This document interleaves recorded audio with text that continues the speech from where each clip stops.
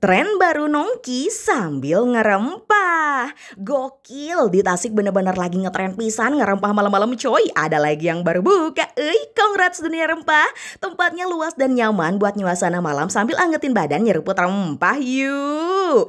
Banyak pilihan macam-macam minuman rempah asli Nusantara. Eits, tapi racikan rempahnya nggak kayak jamu pahit ya. Udah diracik sampai rasanya enak dan tetap sehat buat tubuhmu. Harganya terjangkau mulai 11 ribuan aja per gelas. Mimin cobain wedang susu berasa nih anget jahenya. Creamy susunya dapet tapi rempahnya masih dominan. Suka ngopi? Wajib pesan kopi rempah atuh euy. Kalau pengen yang seger-seger sih Koko Jonas selalu es teh serah lemon. Nah kalau pengen sambil isi perut juga bisa banget Koko Jo mie godok dan mie tek-teknya nih. Dimasak menggunakan arang membara. Jadi sensasi wanginya tuh beda ya.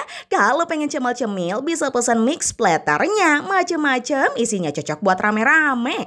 Dessertnya bisa pesan pisang crispy dan pisang awur. Pisang crispy-nya krenyes di luar, empuk manis di dalam.